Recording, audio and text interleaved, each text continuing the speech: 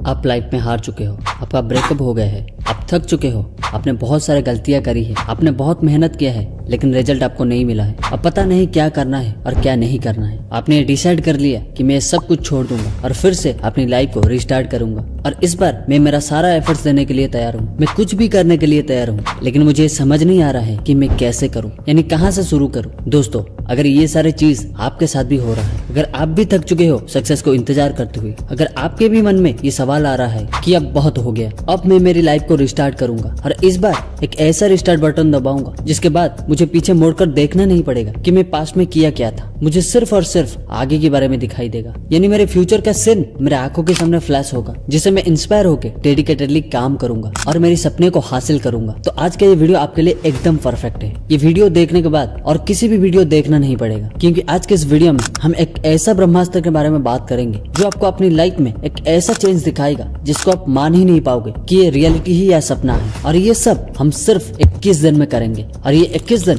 आपकी लाइफ की सबसे खास दिन होगा। तो चलिए उसके बारे में बात करते हैं। तो उसको डिस्कस करने से पहले अगर आपको इस वीडियो से कुछ भी सीखने को मिलता है तो आप इस वीडियो को लाइक जरूर कर देना और इस चैनल को सब्सक्राइब भी कर देना ताकि आगे ऐसे ही वीडियो और देखने के लिए। तो इसको करने के लिए कुछ रूल्स है, उसको थोड़ा समझते हैं। तो रूल इज वेरी सिंपल। हमको ये 21 दिन को 3 पार्ट में डिवाइड करना पड़ेगा, जैसे 7 + 7 + 7 डेज। तो इन 7 दिनों में हमको क्या करना है, आइए स्टेप बाय स्टेप समझते हैं। तो स्टेप नंबर 1, दोस्तों, पहले 7 दिन में आपको अपना इंटरेस्ट ढूंढना है। आप क्या करना चाहते हो या फिर आपको क्या करना पसंद है, कौन सा ऐसा काम है जिसको आप बिना थके, बिना रुके, बिना कोई बाधाओं से प्रभावित होके एक लंबे समय तक कर सकते हो, उसको ढूंढना है। और आपको कभी भी जल्दबाजी नहीं करना है, आपको आराम से इन 7 दिनों में खुद को समझना है और अपने इंटरेस्ट को पता लगाना है, क्योंकि जल्दबाजी के कारण हम कुछ गलत इंटरेस्ट को भी चुन सकते हैं जिसके कारण हमें बाद में पछतावा करना पड़ सकता है। तो इसीलिए क्लियर गोल सेट करना या फिर ये जानना कि एक ऐसा चेंज जो आप अपनी लाइफ में देखना चाहते हो या फिर अचीव करना चाहते हो, ये इतना जरूरी है जितना जरूरी एक इंसान को खाने और पीने की। क्योंकि जब हमारे पास स्पष्ट लक्ष्य होता है तो हमको सफर करने में थोड़ा आसान होता है, क्योंकि हमको पता होता है कि मैं कुछ प्रोडक्टिव चीज कर रहा हूँ, मैं अपने टाइम को प्रोडक्टिव बना रहा हूँ। और ये स्पष्ट लक्ष्य खुद का होना जरूरी है, यानी ये इस बेसिस पर होना चाहिए कि मुझे ये करना पसंद है या फिर मुझे बनना है। ये आपके कैरियर के रिलेटेड हो सकता है, आपके हेल्थ के रिलेटेड हो सकता है या फिर कुछ भी हो सकता है। क्योंकि ज्यादातर लोग अपना लक्ष्य इस बेसिस पर चूज करते हैं क्योंकि उनके पेरेंट्स की इच्छा था कि हमारा बेटा ये बनेगा, लेकिन ये गलत चीज है। और ये गलत क्यों है वो भी मैं आपको बताता हूँ। देखो, जब लक्ष्य पेरेंट्स का है और उन लक्ष्य को अचीव करने के लिए जो टास्क है वो आपको करना है, तो आप बताओ आप उसमें कैसे सफर कर सकते हो और उसको कैसे अचीव कर सकते हो। ये तब हो सकता है जब आप खुद उसमें इंटरेस्ट दोगे, तब होगा जब आप खुद ये डिसाइड करोगे कि मुझे ये करना है, मुझे ये बनना है, तभी नहीं जब आपके पेरेंट्स ये डिसाइड करेंगे। और मैं यहाँ पे उन पेरेंट्स को डिसरेस्पेक्ट नहीं कर रहा हूँ, मैं बस रियलिटी से आपको परिचित कर रहा हूँ। क्योंकि आपने कई एग्जांपल्स देखा होगा जिसमें एक व्यक्ति जो अपनी इंटरेस्ट के हिसाब से काम करता है और अपनी फ्यूचर को डिसाइड करता है, तो शुरू के वक्त में उसको अपनी पेरेंट्स की सपोर्ट नहीं मिलता है। शुरू में तो छोड़ो, जब तक वो कुछ करके ना दिखाया है, जब तक वो कुछ बन के ना दिखाया है, तब तक उसको किसी का भी सपोर्ट नहीं मिलता है। लेकिन जब कर लेता है तो तब सब आके सपोर्ट करते हैं, सब आके ये कहते हैं कि तू सही था, तू सही रास्ते में था, तू सही चीज कर रहा था। लेकिन ये बात पहले कोई नहीं कहता था, तो बात हमेशा घुमा फिरा के इसी बात पर अटक जाता है कि आपका इंटरेस्ट होना जरूरी है। यानी जिस चीज को आप कर रहे हो उसमें इंटरेस्ट देना बहुत ही जरूरी है। किसी भी टारगेट को अचीव करने के लिए पहले आपको उस काम में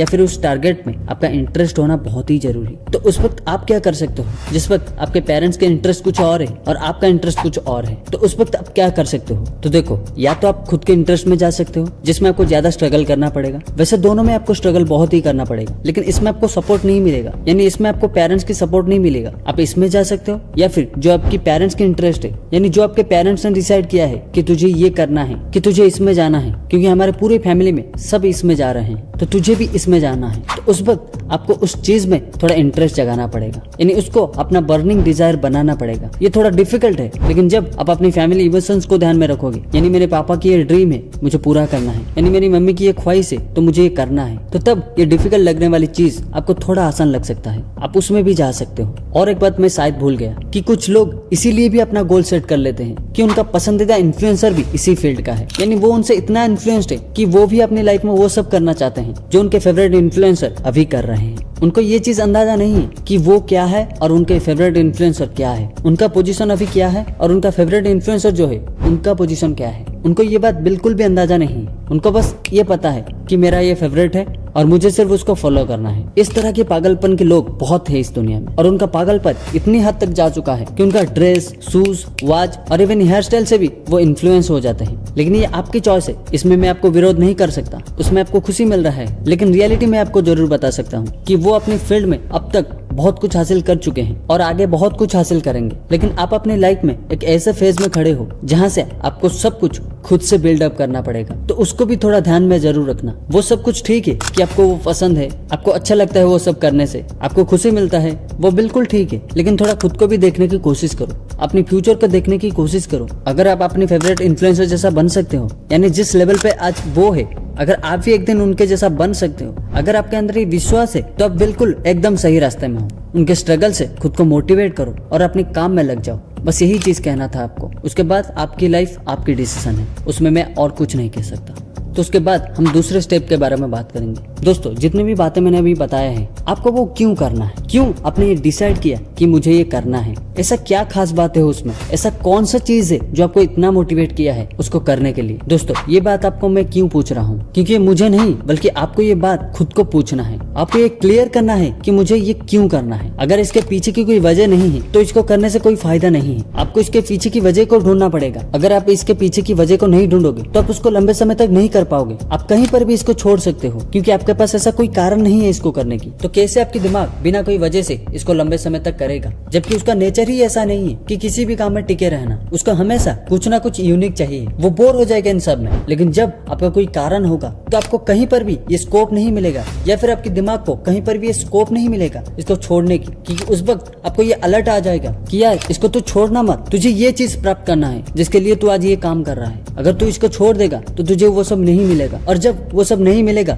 जो उस दिन तू सपना देखा था, तो तुझे अंदर से बहुत बुरा फील होगा। तुझे अपने ऊपर गुस्सा आएगा, मैं ये क्यों नहीं किया, मैं ये क्यों नहीं किया, ये कहकर रोता रहेगा। तू अपने आप को नफरत करने लगेगा। क्या तू ये सोच पा रहा है, क्या ये तू चाहता है कि वो वक्त कभी तेरी जिंदगी में आए जब तू ये सब हरकतें करे, जब तू खुद को नफरत करे, खुद के ऊपर गुस्सा करे? क्या तू चाहता है ये सब? तो दोस्तों, ये सब चीज सुनने के बाद क्या आपको लगता है कि आप बीच में इसको छोड़ सकते हो? मुझे तो नहीं लगता। इसीलिए अपना व्हाई को क्लियर करना बहुत ही जरूरी है, और अभी से अपना व्हाई को क्लियर करो। उसके बाद आपका जिंदगी बहुत बेहतर हो जाएगा। तो उसके बाद दोस्तों थर्ड स्टेप है। दोस्तों, अब आपको ये पता चल चुका है कि आपको करना क्या है, और साथ ही साथ ये भी पता चल चुका है कि आपको ये क्यों करना है। यानी आपको एक स्ट्रॉन्ग व्हाई मिल चुका है, और उसके बाद आपको बस सेटअप करना बाकी है। यानी आपको कैसे करना है उसको जानना बाकी है। ये वक्त है दोस्तों एक्शन लेने का, ये वक्त है शुरू करने का, ये वक्त है एग्जीक्यूट और इम्प्लीमेंट करने का। यहाँ वक्त है लगातार अपने काम में खुद को जोड़ के रखना, कंसिस्टेंट रहना, चाहे जो भी हो जाए, लेकिन आपको कंसिस्टेंटली काम करना है। बीच में आप गलतियां करोगे, बीच में आप अटक भी जाओगे, लेकिन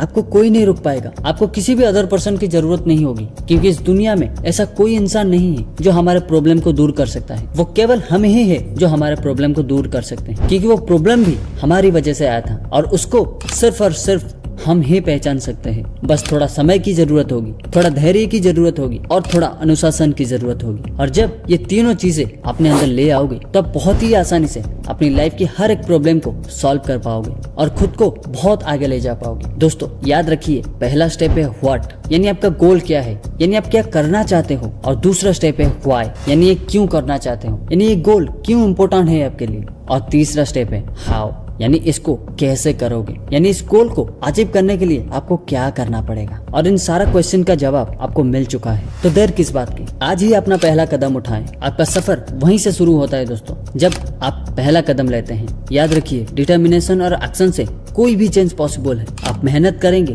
तो जरूर कामयाब होंगे। तो बिना किसी से इन्फ्लुएंस होके, खुद को ध्यान में रख के और अपने इंटरेस्ट को पता लगा के आगे चलो। कोई भी आपको रोक नहीं सकता। तो कमेंट करके जरूर बताना कि आज का वीडियो आपको कैसा लगा, और इस चैनल को सब्सक्राइब भी जरूर करके जाना। तो चलिए मिलते हैं अगले और एक नई वीडियो में। तो तब तक के लिए जय भोलेनाथ।